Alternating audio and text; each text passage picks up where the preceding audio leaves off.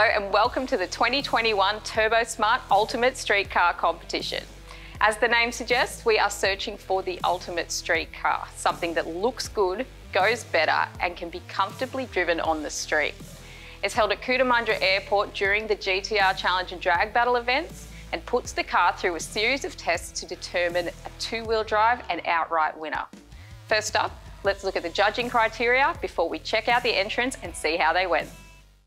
Determining the ultimate street car can be subjective or objective, depending on who you ask. What is more important, looks, comfort, drivability, or just outright performance? We decided our judging criteria would have both subjective and objective criteria. Firstly, all competitors must drive to the event, meeting at YAS and driving to Cootamundra Airport.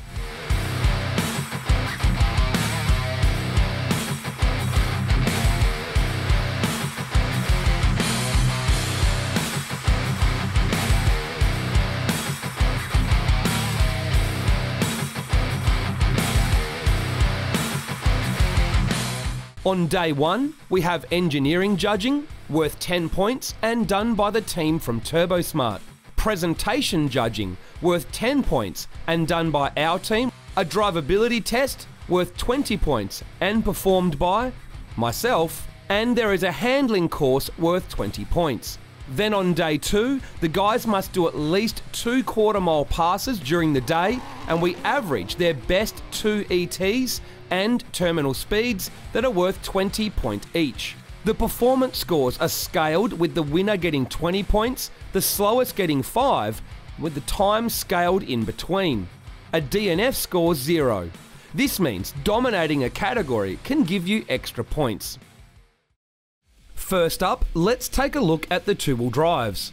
Michael's SUPRA from Grim Performance looks neat and tidy both on the exterior and under the hood, but being a 2J, it's pretty easy to make power. 6870 turbo and Haltech Elite ECU with all the supporting gear means it can make 800 wheel horsepower no sweat, and the factory 6-speed gearbox more than capable of handling it. The turbo size means it's still responsive enough on low boost to enjoy it on the street.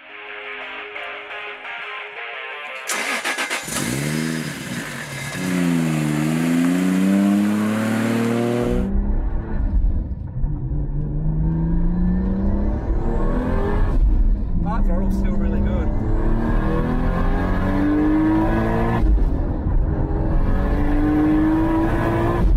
That's so easy to drive quick. See? That's so easy to drive quick. Shall we?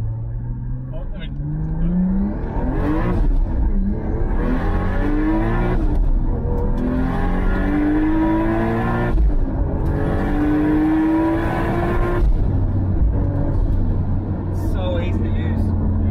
Half throttle still works, feeding in works, you can drive through the wheel spin, and it's actually usable. Well done. It's actually been a very long time since I've driven a Mark IV Supra, and I've got a Mark V Supra, so I guess it's a pretty good idea to, re-familiarise myself with the, the good old 2J and that chassis. Surprised me straight away that they really are better than I remember, to be honest. A 6870 on a 2J is very responsive, good mid-range power curve, and what I really enjoyed about that car with boost per gear, even on a road tyre, the power was still really usable. If you roll into the throttle, you can still control it very well. I could put power down and we're off the clock pretty easily. A good test is if after I've driven it, even only for 5 minutes, if I come back and I want to do the handling course in the car because I'm that comfortable in it, that's a pretty good sign, and this car definitely does that. Really impressed. Like the power versus stock versus, I guess, the loss of comfort versus stock, the ratio is really good. Like you can drive it around like a standard Supra, still make 750, still quick, and a whole lot of fun. That is a really good street car.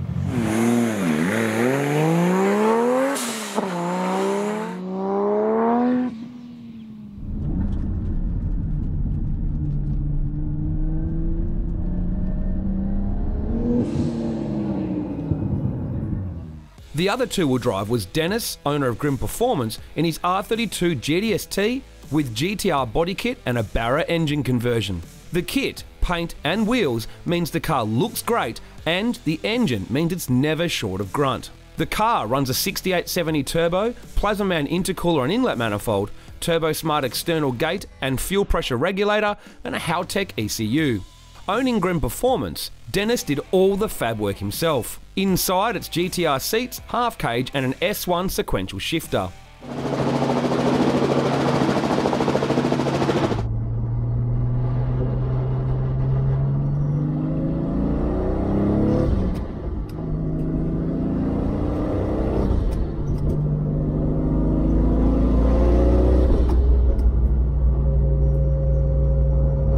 There's freeway speed, perfectly capable, and you can just cruise along. It has the usual noises of an R32 with a half cage, the interior and the back gone, and you know, all the usual suspension mods we do, but overall it's not really an overly difficult car to drive, is it? No. And because it's still a synchro box, I don't have to heel and tight like a race car driver every time. I mean, I could, but... Alright, so even from just above idle in second gear, the best thing about a barrier is so drivable.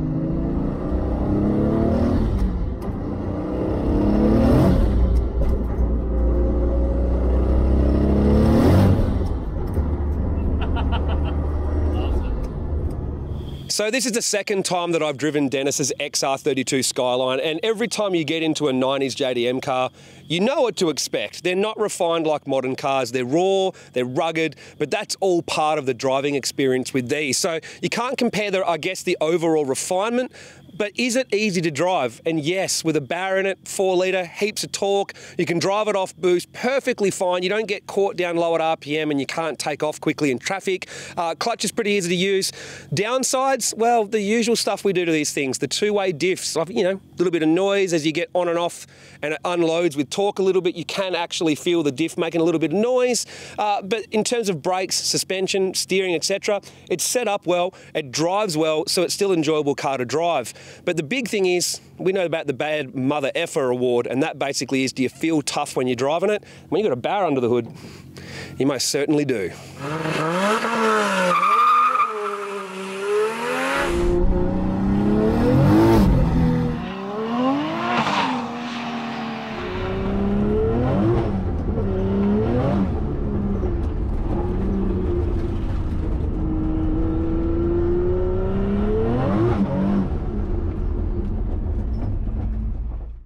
In the all-wheel drives, amongst a sea of R35s, Adam Laura's OG Godzilla R32 would have its work cut out for it. Luckily, it's a highly developed all-rounder true to the GTR's original design. Built 2.6 litre, 6870 turbo, Hypertune V2 inlet and radiator, Ross dry sump kit and cam covers, and a Motec ECU. Inside, you can see the Motec dash and PPG sequential transmission, along with Recaro seats. Circuit suspension and work wheels wrapped in R888 tyres lets you know this R32 is serious about circuit and response, but it still makes nearly 1,000 wheel horsepower, a true Godzilla.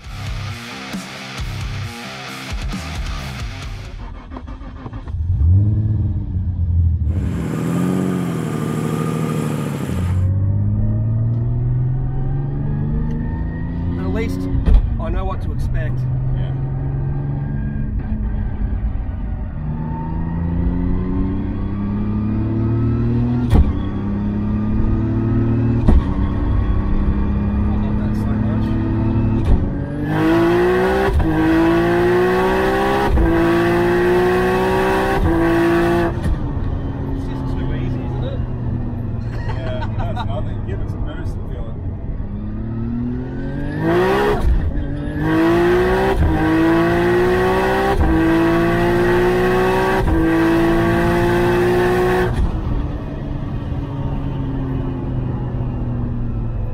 Well, we all know that I'm incredibly biased when it comes to R32 GTR, so if I had it my way, Adam's 32 GTR would just win instantly. But away from my bias, how do you talk about a car like this?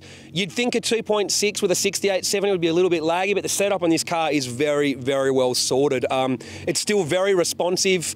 It's still very easy to drive. Obviously, PPG sequential is smooth as silk.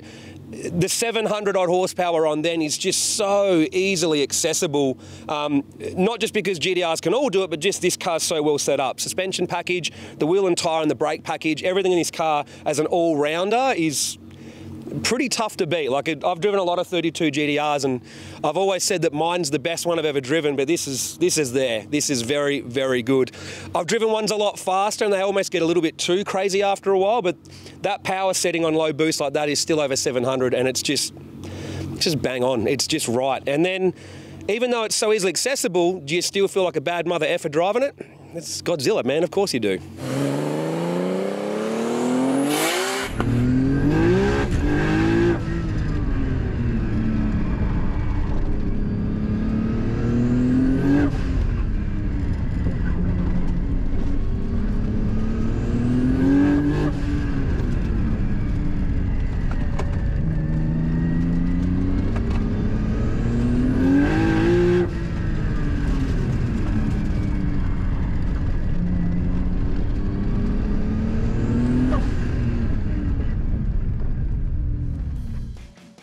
Precision Racing had 3 customer R35 GTRs at this year's Turbosmart Ultimate Street Car.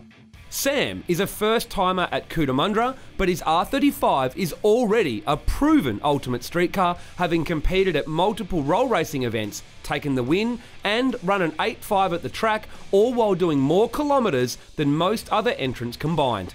It's a PR12 built engine with support hardware, with TSM stock frame turbos, AMS carbon intake, Turbosmart Raceport blow-off valves, and a Motec ECU. It has a PR12 transmission upgrade to match and makes 1300 horsepower.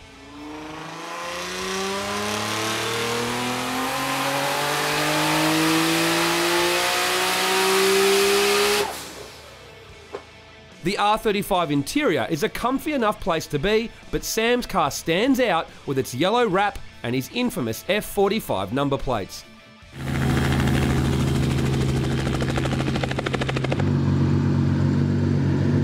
Alright, firstly, for the viewers, you've won roll racing before. Yes. You're always competing there, so it's been going for a while, this thing. How many years has this combo been in the car now? Since 2018. So it's been going for a while, so yes. It proves it's reliable. You drive it heaps. I say heaps of videos, photos online. Yes. So there's certainly no argument. It's a genuine street car. What power are you driving on the street? What power at the track? Always 30 and 50.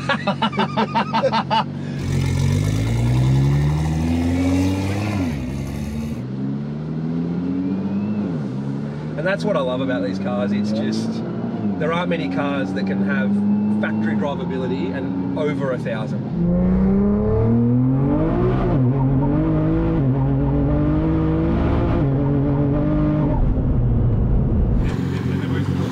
Jumping into Sam's F45 R35 GTR is a pretty familiar place to jump into. Now that I've driven a few of the precision racing combos, this is a PR12, although it makes more like 1300 horsepower, that you just know what to expect, and that is pretty much utter perfection. There aren't many cars you can buy where you can make over 1,000 and you can use it, but at the same time it still drives almost like factory. The only cars I've ever driven that can do that are R35s and obviously an R8 or a Lambo twin turbo. It's anything else that's two-wheel drive can't use the power and is too scary.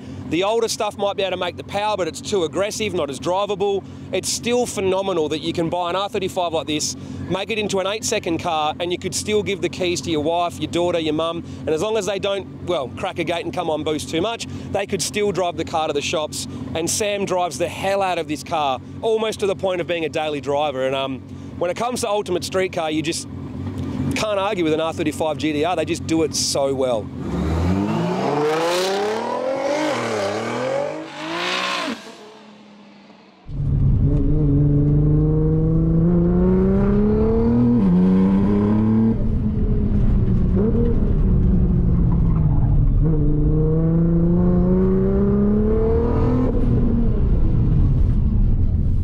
Imran's R35 is a totally new PR16 build. In case you haven't worked out, the 16 stands for 1600 horsepower.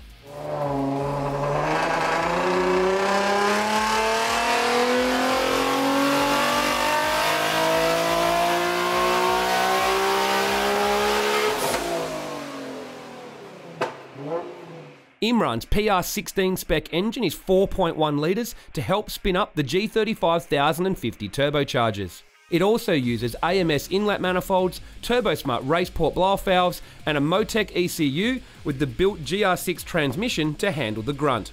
It has carbon ceramic brakes to save weight and help pull it up, and billet wheels wrapped in drag radials. Alright, Imran, this is a new combo, right? Yeah, it is.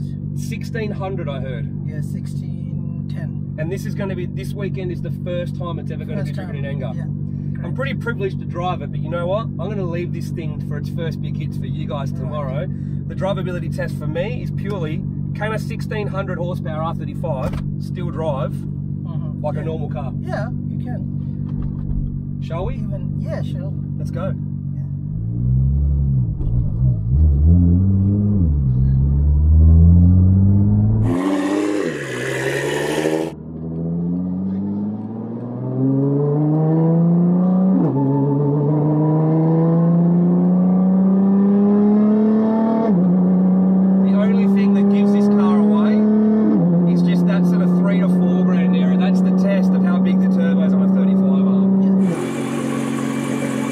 So Imran's R35 is basically a whole new, fresh build from Precision Racing. It made 1600 wheel horsepower on the dyno a couple of days ago. It hasn't actually been driven in anger yet, and they've been waiting to get here. So I don't need to test how fast it is. They can do that tomorrow, and I'm actually pretty excited to see how that goes. But this is the crazy part, 1610 horsepower, and I was able to drive it like a standard R35 GTR. The only thing that even gave away the performance potential of that car, and that's if you know what you're looking for, is that sort of like 3,000 to 4,000 RPM range. A normal R35 is like ready to go. This thing, hey, wants you to wait a little bit longer. But if you're just putting around and driving it normally, you would barely tell that it's modified, other than the occasional low-speed gearbox selection point and a little bit aggressive on a gear change. But when you've got a gearbox built to handle 1600 horsepower, that's going to happen. But you take that into a consideration, and it's still so close to factory. I guess the best way to explain it is, if you had even a 1,000 horsepower R32 GTR, the things that it would do to ruin its drivability, to buy the mods that handle that power, that sort of difference from stock to 1,000 is massively different. But with these, it's only like the slightest inconvenience to give them the parts they need to handle 1600 horsepower, which is just incredible, and very, very hard to top an R35 GTR when it comes to a competition like this, and I'm pretty excited to see it run tomorrow.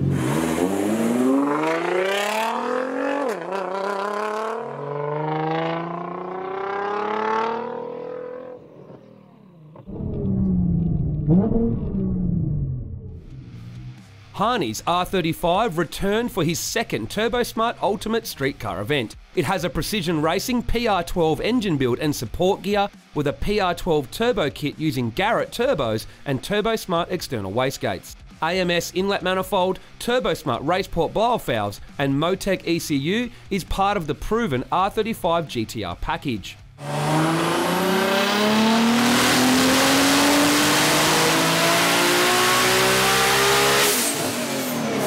Carbon ceramic brakes to save weight and improve braking performance, and a custom spring and damper package help make Harney's car a true all-rounder. So it's just, I just took it to DNA Autosport. Yeah. So that we put a new box ECU with more complex algorithms for the suspension, so that it doesn't do race, normal and comfort mode anymore. It's drag mode, track mode, and street mode. Street mode. So the drag mode, it just allows it to squat, and then it stiffens up for the rest of it, and then the track mode is just a stiff circuit work. It's got front and rear sway bar upgraded HNR. And then it's got the street mode is like just a general sort of your general cruise around on. Yeah. I love this car. And the fact that you've gone off and done that is, that's pretty crazy. A lot of guys don't go that far. Yeah, well, because I do a lot of track work with it. So hang on, go back. You're doing track work in this. Yeah, I actually take it to Luddenham. You've taken this to Luddenham. Luddenham. Yeah, I took it to Luddenham. Wow. Pretty well. That says something. The fact that a car this big on this power. What power are you on at Luddenham? Do you turn it down? About the same? About 950. Do you turn it? What am I on now? It's full power, so it's...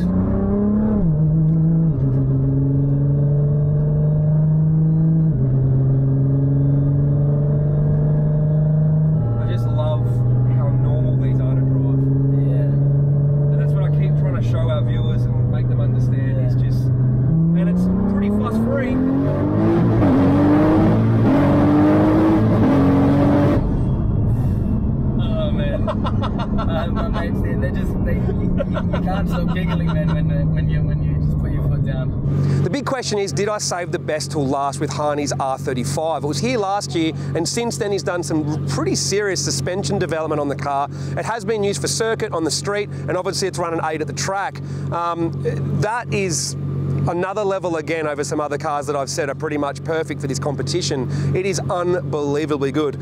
With the PR12 kit, even though it makes 1300 horsepower, the PR12 kit means it's got much more usable mid-range. You can drive it at 10%, 100%, 50%, and you can use the throttle really well in that car. You can roll into it well. The suspension, when set into drag mode, hooks up so well. It's very planted and so easy to basically get the most of the performance out of it. Now, some people say that might be boring, but here's the thing. If you make the car really easy to access its power, yes, it can get boring until it has 1300 horsepower. And it's just, even though it's so easy to accelerate to its full potential, it's still so fast that it puts a giant smile on your face when you accelerate. It is, yeah, very, very hard car to top. Great interior, all the comforts you need, drives like almost as good as a stock R35, and then is an 8-second car. Like, it is just phenomenal.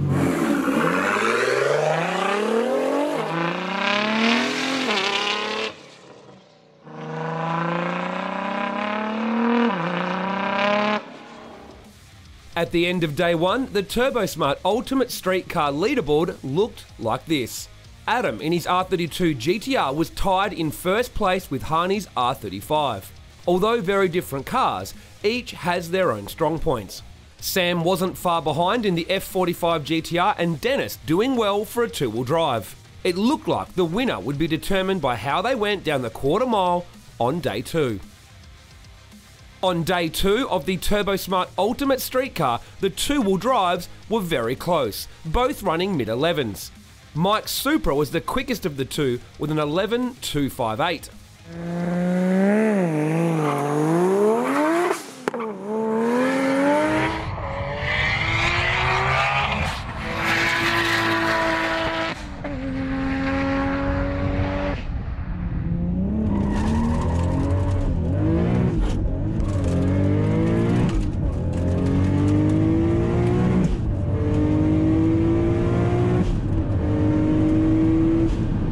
Dennis's best time was an 11.494, but when we averaged the two best runs, there was only a 10th in it, worth half a point overall.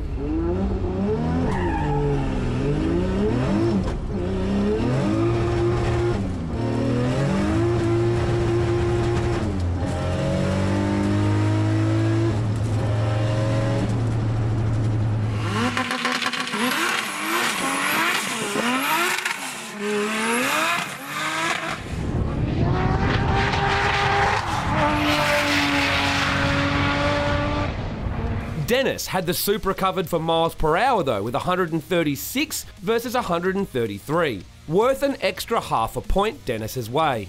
This gave Dennis the two-wheel drive win for 2021. Amongst the GTRs, there were upsets and a comeback story. Imran's very first pass in his car was a 9.3 at 169 miles per hour.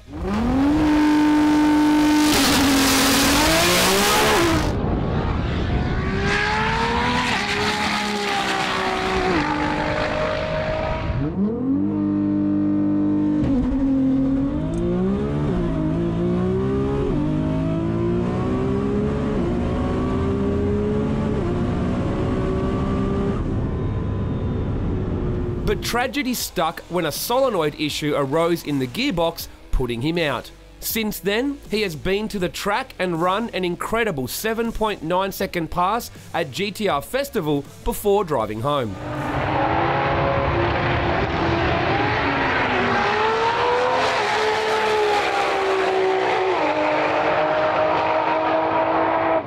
Harney's R35 also had a solenoid issue, a known problem in the R35s that is hard to rectify as it's a factory unit, and was out of the competition altogether. Harney's car also went to GTR Festival a few weeks later and ran an 8.2 at 169 miles per hour.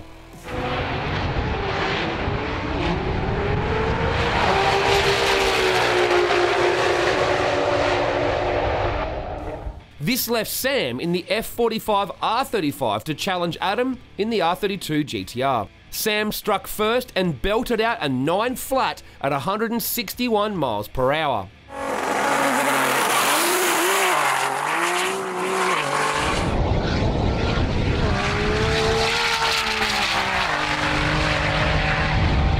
Adam was having a few setup issues, and his first full pass was a 10.2 at 145 miles per hour.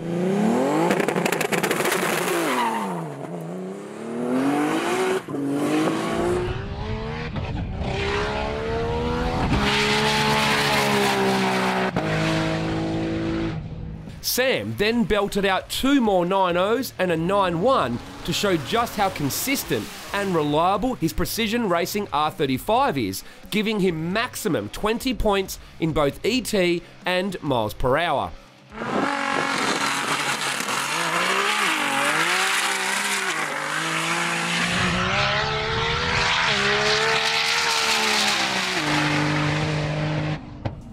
Adam would need to run a low 9 at over 150 miles per hour to stand a chance of keeping him in the lead, but he had issues on his second run for the day, ruining his ET and mile per hour score. On the second day of GTR Challenge, Adam got the car dialed in, and his 2 best passes were 9.6 and 9.7 at nearly 150 miles per hour.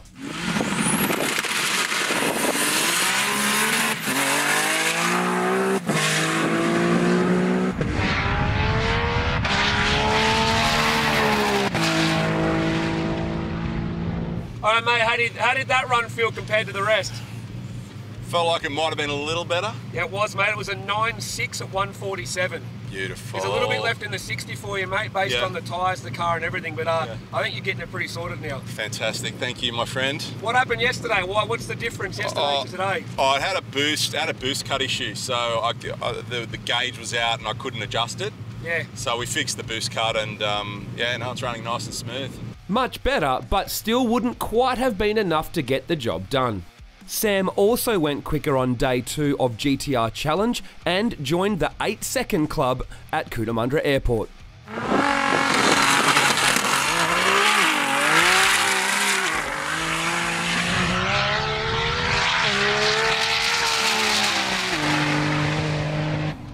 All right, Sam, Turbosmart Ultimate Street Car was obviously a big thing for you coming into the event because you want to prove to everyone that it's not just a street car, but a really good street car.